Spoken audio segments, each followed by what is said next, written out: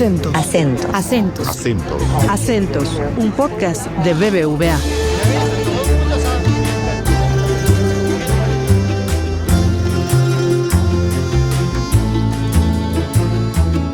Bienvenidos al podcast de BBVA Acentos. Nuevamente vamos a conversar con Carlos Serrano Herrera, economista jefe de BBVA Research México, sobre los avances de la economía mexicana. Carlos, muchísimas gracias por permitirnos una vez más conocer la actualización de datos de este análisis que hacen ustedes de Situación México. Y quisiera empezar esta conversación diciéndote, el trimestre pasado en el informe anticipaste una contracción del Producto Interno Bruto de menos 0,4%. Y en esta ocasión vemos una revisión al alza de 0,7% para el crecimiento económico durante este 2025. ¿Cuáles son los factores que han sido determinantes para este ajuste y qué necesita el país para crecer más? En efecto, hicimos una revisión importante desde ese menos 0,4% a un 0,7%. Yo te diría que la razón fundamental por la que hicimos esta corrección es que las exportaciones han tenido un comportamiento inusualmente bueno. Y esto se debe a que debido a las amenazas arancelarias que vienen desde Estados Unidos, ha habido un adelanto de exportaciones de México a Estados Unidos muy importante, en el que las empresas prefieren acumular inventarios para poder tener bienes que no hayan sido sujetos al arancel. Sin embargo, el resto de la economía, en particular la demanda interna, sigue en contracción. El consumo en la primera mitad del año cayó 0,1%.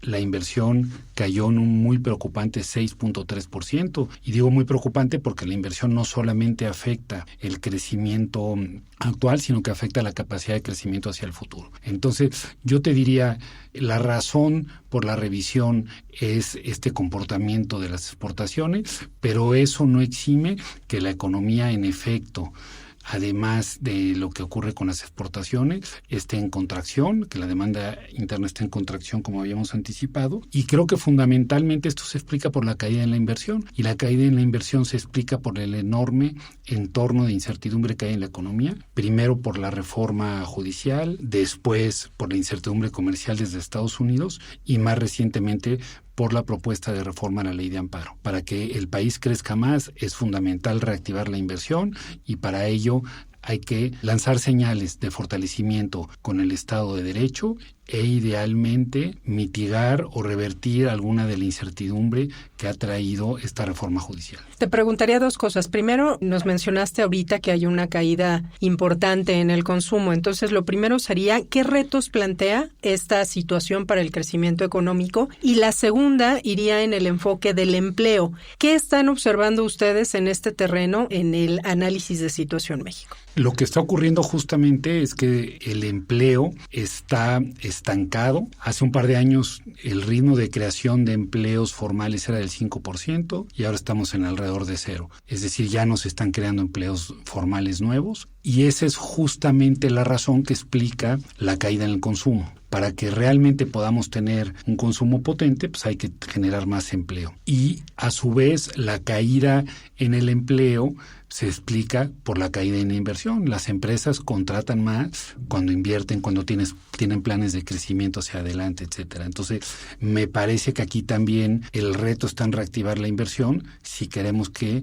se recupere el empleo y con ello se recupere el consumo, que por cierto pues es el componente más importante al determinar el PIB con cerca del 70%. Ahora, aunque estaban viendo ustedes una ligera recuperación del empleo, hablaron ahí sobre este tema de las implicaciones que ha tenido la incorporación temporal de trabajadores de plataformas digitales en el empleo formal. ¿Qué tienes que decirnos al respecto? Lo que diría, bueno, es afortunado que se hayan incluido porque puede significar que estos trabajadores tengan acceso a la seguridad social, pero nosotros eliminamos esto al hacer el análisis de creación de empleo porque no se trata de empleos nuevos. Estos son empleos que ya existían y que simplemente por temas regulatorios se tuvieron que inscribir a la seguridad social. Entonces, en ese sentido hay que tener cautela y no incorporarlos cuando se haga un análisis de creación de empleo. Dos temas que van muy de la mano en este informe de Situación México. Primero, preguntarte cómo ha evolucionado la inflación en estos meses, qué factores implican esta moderación que tienen ustedes prevista y en la inflación específicamente de servicios hacia finales de este año y en el el 2026. Y la otra es cómo estás observando el comportamiento o tu perspectiva en términos de política monetaria que está implementando el Banco de México. Pues la inflación se está comportando muy bien.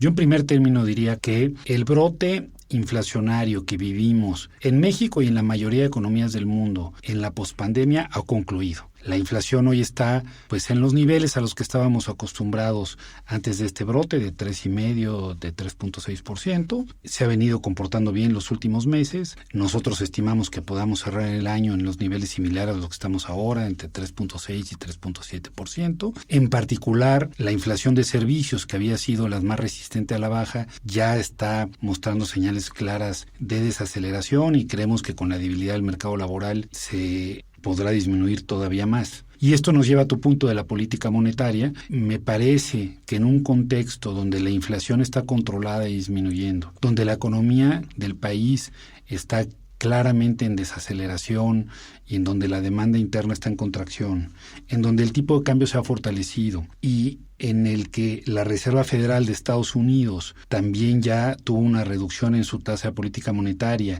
y ha señalizado que pueden venir más.